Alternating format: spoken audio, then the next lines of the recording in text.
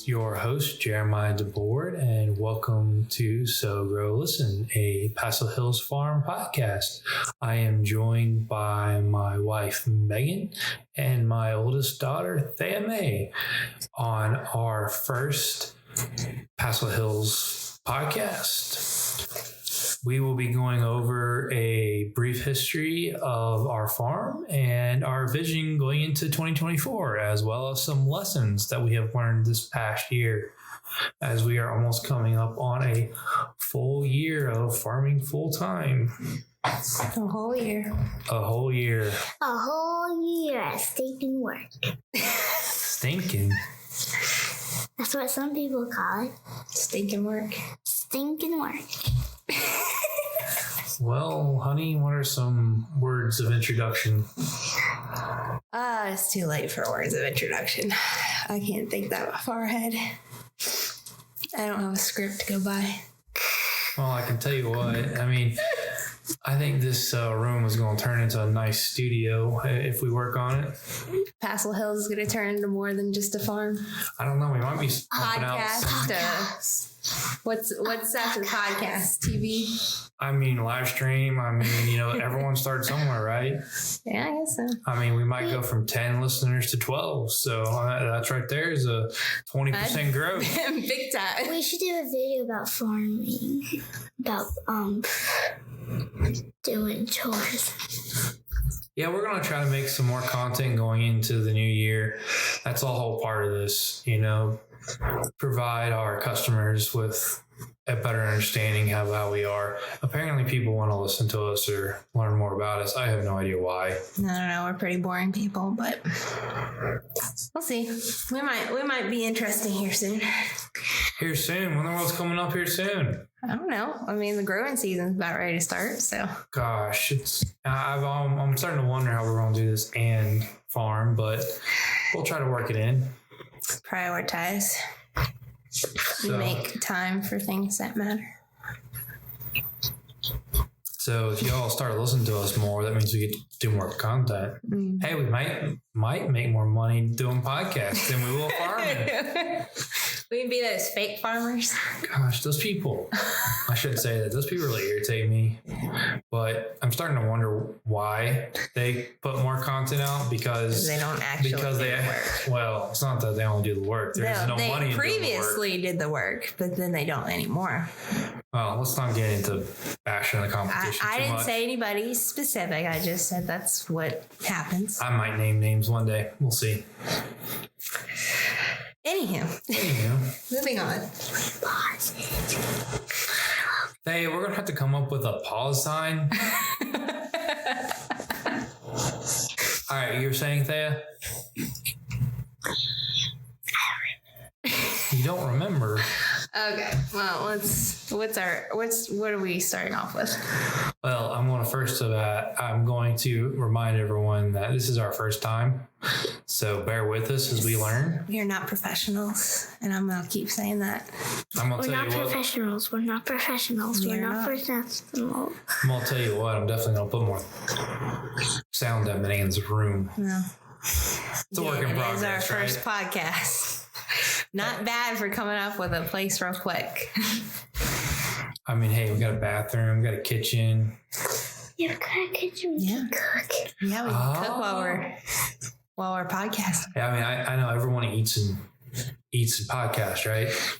Like a cheeseburger. Yeah, sure. I hear it all the time. Like a cheeseburger, a chili dog. A chili dog, goodness. Oh, I want a chili dog. All right, honey. So let's get into it. So we have been farming. Well, we have been farming full time since March of 2023, last March.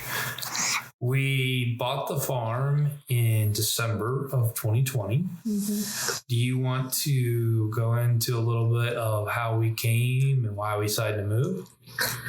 Well, I guess I just kind of started with the 2020. Why? What happened in 2020? Well, the world collapsed, it seems. Well, that's a nice way of putting it. I don't know what happened in 2020. We just, we wanted to be more self-sufficient and, have a place where we can take care of ourselves and not really rely on an outer source as much as we were. One thing that we'd always started to do in 2019 was to be a little more self-sufficient and to, not rely on just what was in the refrigerator. Yeah.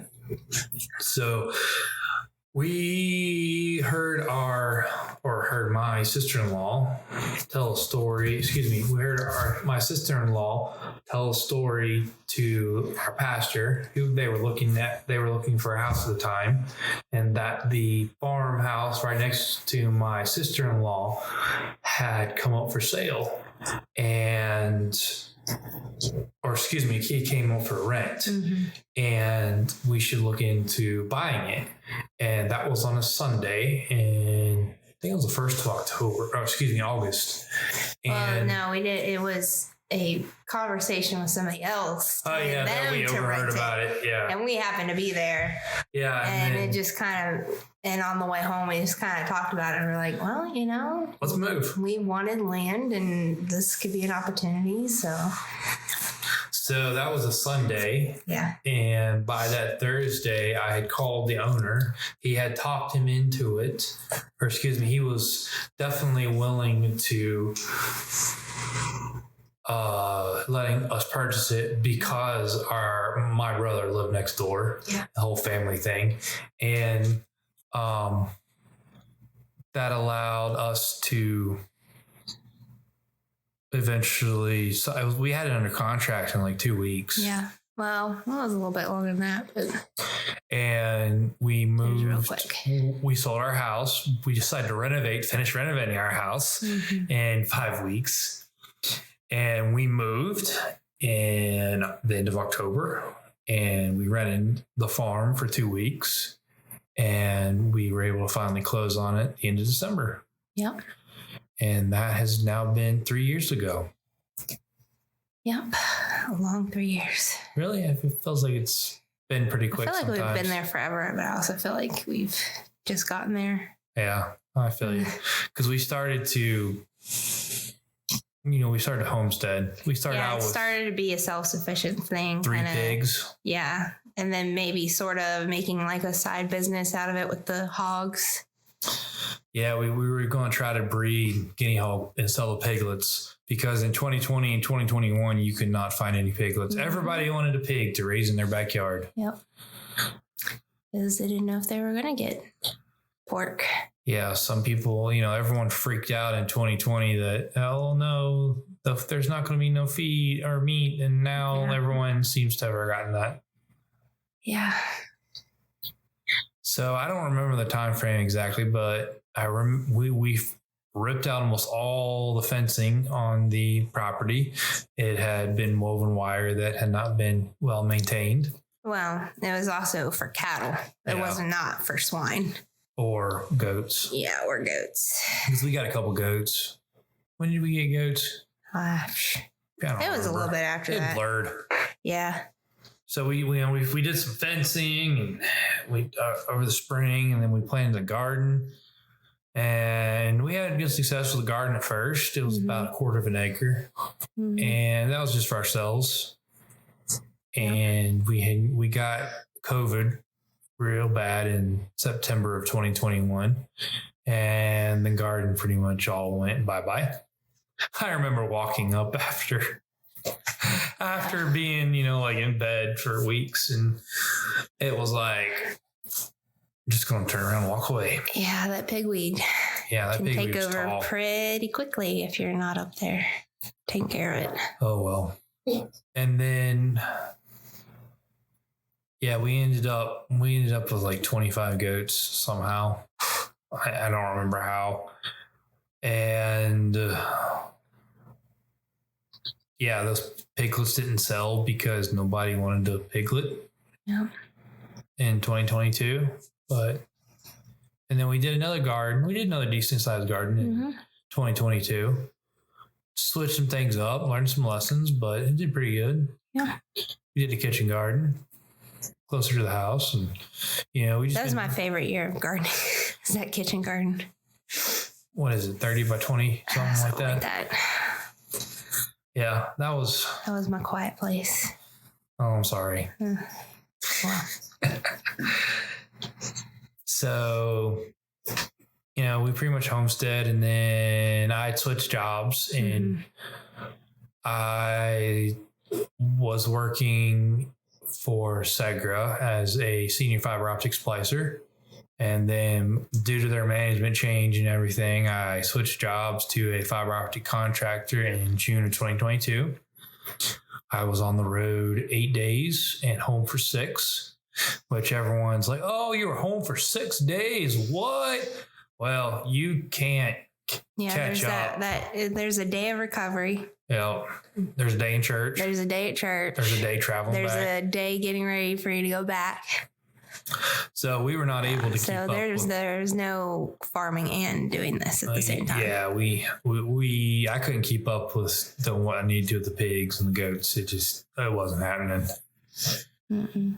And so in December of 2022, I came downstairs and basically said, hey, honey, let's do a CSA.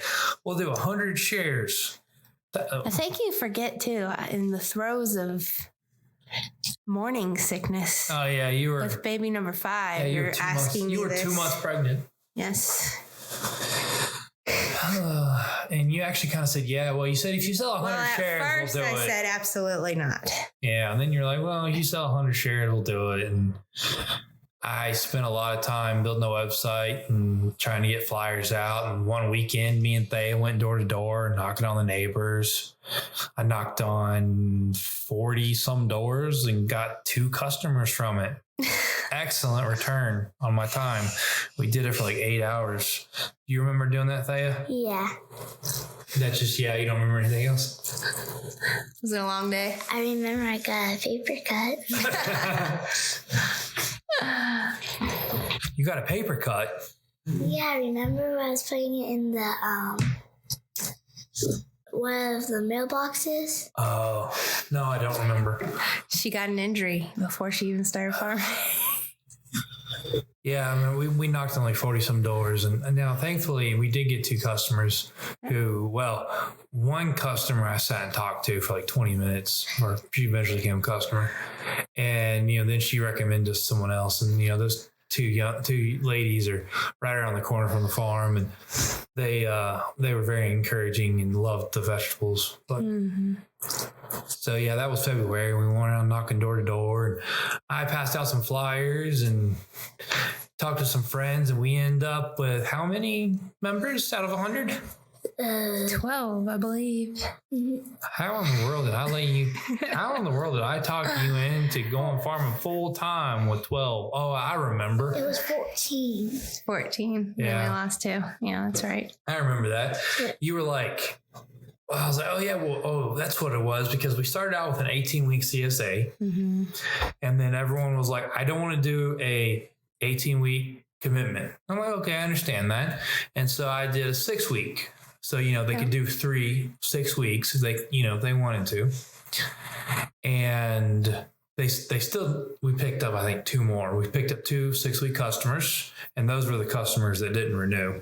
Mm-hmm. One said we were getting him too much, and then the other one said we were giving him not enough. Both of them had the same size share. Can't please everybody. No, but the 12 that we kept were pleased. Oh yeah, for the most part. They might renew, but so we were like, oh, because we were getting all this feedback, right? We were kind of encouraged. We're like, okay, we understand. So we did a 6-week, and that got us up to 14 customers, which basically paid for our seed for the year. Yeah, not everything else. And then we were like, all right, we'll do a weekly subscription, but we got to wait. We can't pre-sell it. So we started a weekly subscription, and we picked up 3 more doing the weekly produce subscription. Mm-hmm. Something like that. So we rounded up with like 15 weekly, Yep. Well, yeah, that we had a lot more people tell us they would buy from us. Lessons learned, right? Mm-hmm. Yeah, we also had the farm stand too. It wasn't just. Yeah, I remember I quit my job on my last day at Splice and Fiber was March 15th. The garden wasn't turned. Yeah, there was chicken nothing. track. No, we might have had some plants started. I had some boards cut. And The brooders were kind of done, but a majority of the infrastructure was not ready at all. None of the 18 chicken tractors that we ended up building. Yeah. The 2 brooders were not finished. The garden was not turned. They weren't even finished. The brooders weren't even started. No, I did start them. We had some. I had a little bit done. Oh, yeah.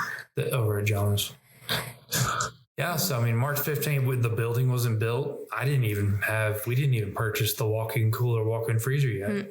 There was nothing over there either. No. Yeah. So March 15th, and then we turned everything. I was actually looking at my calendar the other day, or I was looking at my planning calendar, and that first week we planted piles of stuff because it was due. There were some long days those first month, 2 months where we were. I turned the garden on 3/15 sundown. Yeah, on March 15th or 16th, I turned the garden, and then we were planting stuff by the 22nd. Really? Yeah, we had stuff in the ground by the 22nd. Wow. And we did 6 loads of compost in the garden. A lot of compost. And we bent all those hoops for the insect cover, which kind of worked out. Another topic for another day. And we did Melvin's Farm to Fork open house in April. Mm-hmm. We picked up 2 customers for our weekly subscription through there. Eventually a couple customers came for us for chicken. Yeah, I think that's what we had announced too when we were doing the chicken CSA. Yeah, we had done the chicken CSA. We had 4 people sign up for the chicken CSA. Mm-hmm. Of course, a lot of people don't like the CSAs because they got to pay everything up front in one lump sum. Oh. But we did give them a discount. Yeah. And so that was April. We were pretty much bringing us up to April. Mm-hmm. And then, we started the CSA in the end of May. Oh, Polyface. Yeah. Polyface. We should talk about Polyface. Yeah. Oh, you mean our first podcast? All right. A huge thing that was part of the garden of why we scaled to the way that we scaled with Polyface. We'll be nice.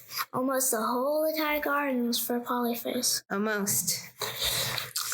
Hard work hoeing and chopping. We got an offer to be Polyface's vegetable vendor for the summer. We were approached in early February, so we still had time to plan. We still have time to plan, so we said yes, and that was one of the reasons why we planted so much. We planted it, and we went ahead with it too. Yeah. It wasn't because we weren't getting the CSA shares that we wanted. And Polyface came to us and told us how much their previous vegetable vendor had made and how much they had sold. How much they put out and all that. And so we were like, great. Yeah, this is awesome. We'll plan off of that. I redid our calculations on how much we were going to plant and everything. It was a lot. And not a lot. Actually, if we don't do what we did last year, this year will be a breeze. Yeah, I know, right? And so that was February. We planted, and then we said that we started delivering them to right before the CSA started. It was like the middle of May, and that lasted for 4 weeks or something. 5 weeks. Something like that. Yeah, it ended up. So for all those of you who don't know, Polyface is 2 hours from us one way. It's quite a bit. Wow. And we had calculated that somewhat into our pricing, as well as how much, is worth it. Because I was like, well, they're a famous farm. Putting our branding out there would be a good, marketing. Mm-hmm. And we did that for 5-6 weeks. I don't remember exactly. It was not very long. Ew. And we had one complaint. And that one complaint that we heard about, us as far as we knew. Yes, the one complaint that we heard about was that our salad mix had gone bad. And our salad mix had one yellow leaf. Well, as far as we knew. And I will put a caveat on this because our salad mix should be kept at 45 to 50 degrees to maintain optimal freshness. Yes. We packaged it in a non-vented produce bag. We did transport it to Polyface in coolers. Mm-hmm. But looking back, where the first issue with that salad mix was that salad mix was then placed in a 33-degree refrigerator, which shortens the life. Mm-hmm. And then it was transferred in a truck. So that was the one complaint we heard about. And then on week 6, I got an email saying no more orders are coming in. And I was like, okay. And then I got a call, and basically, so this is on a Monday. I asked for a phone call, and we were told that at a meeting on Friday, the delivery drivers had been receiving complaints. Now, we did have some issues with our projection. So Polyface wanted us to project 2 weeks out. Of course, this is our first year doing it.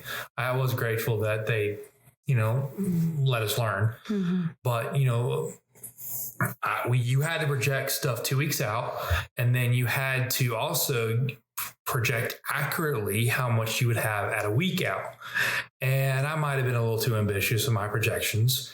And I was a week off sometimes. Mm-hmm. Because, I was just sitting there looking at the calculations, the plant should be this, should do this, yada, yada, yada. And we were told it was fine. If we were fine, it's fine if if you don't have to refund and everything. Okay. I was getting a little worried about it. I was assured by Polyface that we wouldn't. And so on this Monday that I got this phone call, or had this phone call, they were told that the delivery drivers told the group meeting that that the customers, Polyface's customers, were really disappointed in our refunds and everything. And basically we got fired. Yeah. Now, and I was kind of like, okay, I understand and everything. But but we had planned a pile of stuff and had bought a lot of seed in preparation for that. Yeah. Because that was another thing, those 6 weeks, I don't know if it was our prices or what, but we did not have the demand that, and I thought we had matched our prices pretty good to what the previous vendor was having. Yeah, we were matching to Wegmans up there, so I don't know. It's whatever. It's water under the bridge. There's I'm not.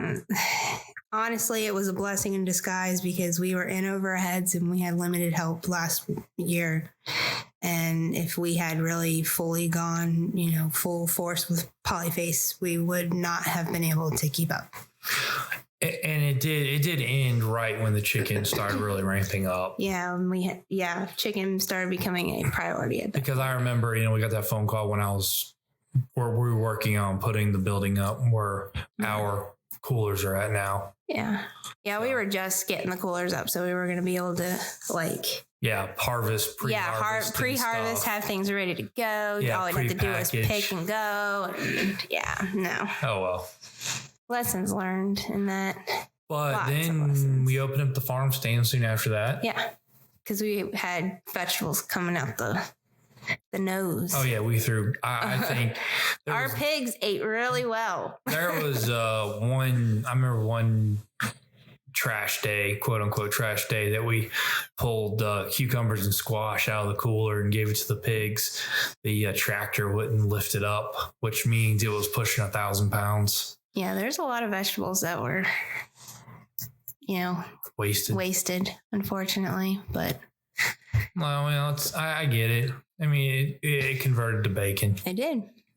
Good bacon that a lot of people have been very pleased with. Yeah. So we opened up the farm stand. One thing I wish we'd done differently is I wish we had opened up the farm stand about 6-7 weeks earlier. Yeah, we should have done it a little bit earlier, but I think it was one of those things that we wouldn't have had time for anyway. I remember looking back and being like, well, I remember at the time I was scared because I was worried that the farm stand would be a failure. Which actually ended up being one of our greatest assets. It did. Because, for all those of you who aren't familiar with Smith Mountain Lake, we live on Brooks Mill Road, which is the road that runs north to south on the western side of the lake. And we come to find out we had a lot of out-of-state traffic stop by on their way from Raleigh, North Carolina, everywhere, Greensboro. They would head up 29 from Raleigh, hit 40, and come right by the farm. Yep. And man, there were some weeks we were doing better than some people do at the farmers market. Yeah.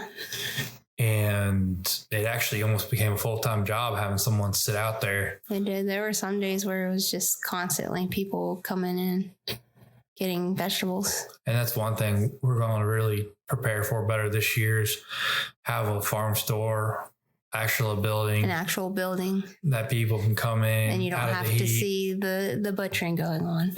Yeah. I get it. It's been an issue. We had some people complain about, we were processing chickens right next to the stand because it was not right next to the stand.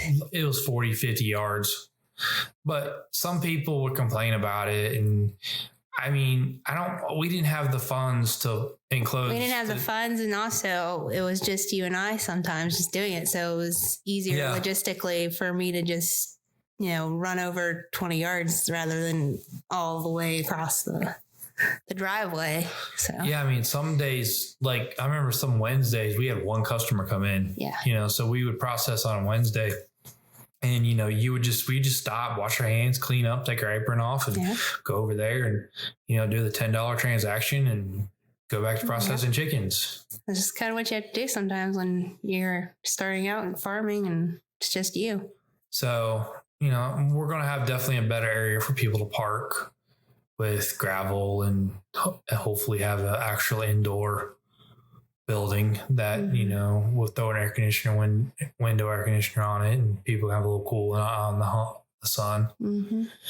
May not have reach-in freezers and refrigerators yet for the chicken, but because those things are outrageous. Yeah. But it'll be definitely a better shopping experience than what year one was. Yeah. What was always funny is the women would kind of stub their nose at the chicken, but the men were like, "Oh, this is really cool. This is awesome." I've had a few women that come in and were very interested. There was a couple. My favorite for the women coming in was the ones that had done it growing up. And I remember doing that. We had to pluck my hand. Had a little hot pot over a fire. Yep. We're coming in with our killing cones and our propane automatic fancy defeathered plucker and everything. And you're over there eviscerating a chicken in 3 minutes. Yeah. So 3 minutes, don't short. Okay, it was 2 minutes and like 45 seconds. I got it down to 2 minutes. You didn't get it down to 2 minutes. I got it down to 2 minutes. Which is blowing people's minds, so I tell them that. No. Just don't tell the tax man that I get down that. We'll keep it at 3 minutes. Yes, he was right. 3 minutes. So, that's kind of the year in review. Well, that kind of finished out of produce. And then we really started focusing on chicken. Of course, we had a baby in July, which I also had. So there have been a lot of good friends along the way. Shout out Samantha. Yeah, especially shout out to Samantha. We'll never forget Samantha. She has a special place in our farm. Why does she have to move to Texas? She has a family. I get it. So yeah, she left like the end of July. Yeah, it was the end of July. But Samantha came to us in May, 1st of May, and put 3 months of work in. More work than you and I combined, I feel some days. Some days I actually got out of bed because, I know Samantha was going to be there. She was coming to help. I'm more energized and excited than I was. Yep. But we had Quincy in July. Yeah, 5th of July. 5th. The 5th son, born on the 5th. That's the 5th name. And so actually he was the 3rd kid born on the 5th. Yeah, he was the 3rd kid that was born. We like number 5. Apparently. I was actually really surprised Gonna have about to play that. the lottery. The midwife was like, what? But yeah, so we had him on, what was that, Thursday? It was a Wednesday, I believe. Yeah, it was Wednesday. And then that following Saturday, I already had a bunch of friends come over scheduled to help process chicken. We had 10 people come over and help. Mm-hmm. Our single day ever. None of them came back. It was that awful of an experience. Well, it was more of, you only ask your friends for help once or twice because they do make a good sacrifice. They do. But, and, I had 8 people helping process chickens, and I had another couple come over and they manned the farm stand because we had 6, our Saturdays were busy. Mm-hmm. Around July for the farm stand, the 4th of July, it was really busy. And then kind of, it got hot and dry and the garden just kind of petered out. And It did. I think Of course, everybody at that point, everybody, yeah. It was not a good year. We got CSA to week 13. Yeah, we pushed that 14. CSA It as was far as 13 we or could. 14. And then we canceled. We told everyone with the weekly subscription, sorry, we can't do it. Yeah. And then. That was in October. The end of No, October? September. September? It was the end of August. Yeah, September. that's right. And we basically paid everyone off in And chicken. for the CSA, which we didn't have to They do. got the better deal. Yeah. We really didn't have to. I couldn't in good conscience ended it without them getting their money's worth. Well, let's talk more about the CSA because we're about ready to launch our 2024 CSA. What are some lessons that we learned with our first ever community supported agriculture? We offered 3 bundles, a squat, peck, and half bushel for our first year. And we had 2 half bushels, almost the majority of them were pecks, had a couple squats, which is half of a peck. So what are some things that we learned about the CSA?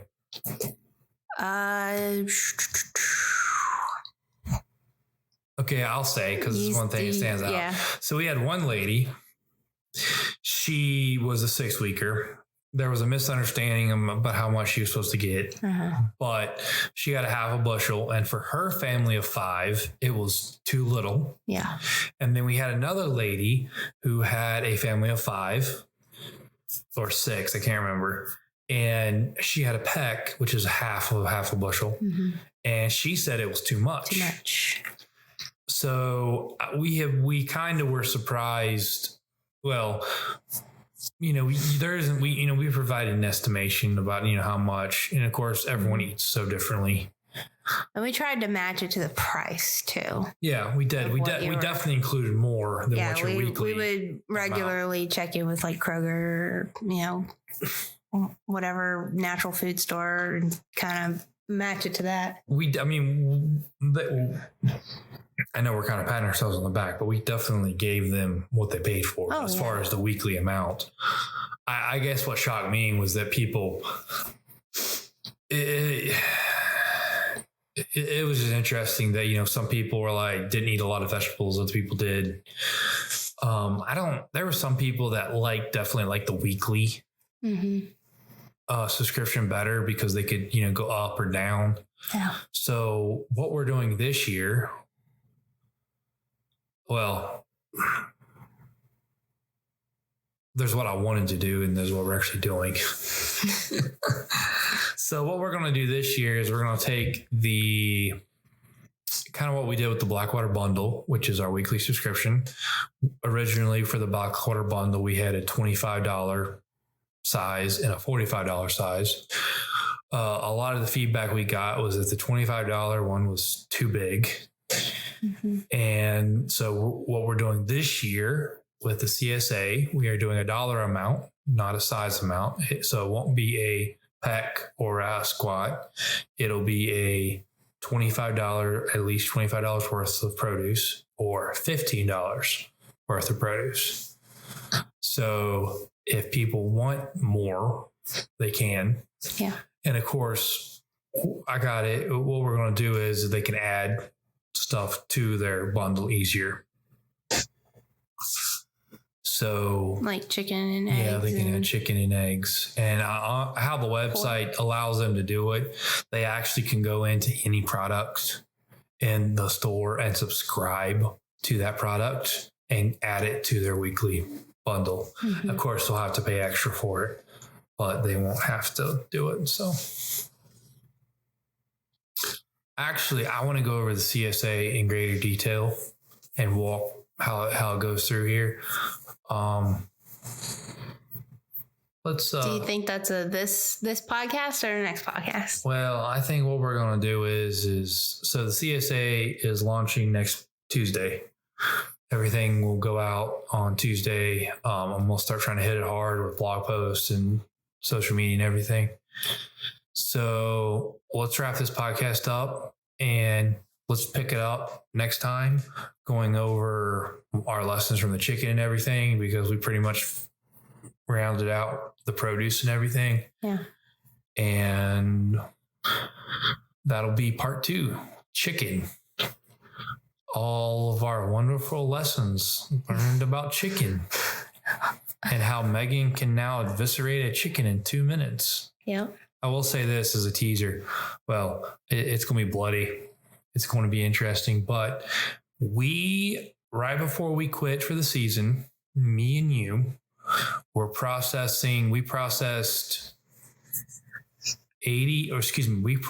100 chickens in 4 hours. Yeah. Which I tell that to people and it just blows their minds. It doesn't, I mean, yeah, it is.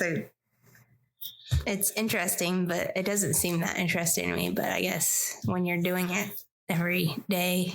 Well, I mean, a lot of it has to do with your equipment, your process. Yeah. And nailing down said process too. Yes. And because we did tweak ours, and I'll talk about that more.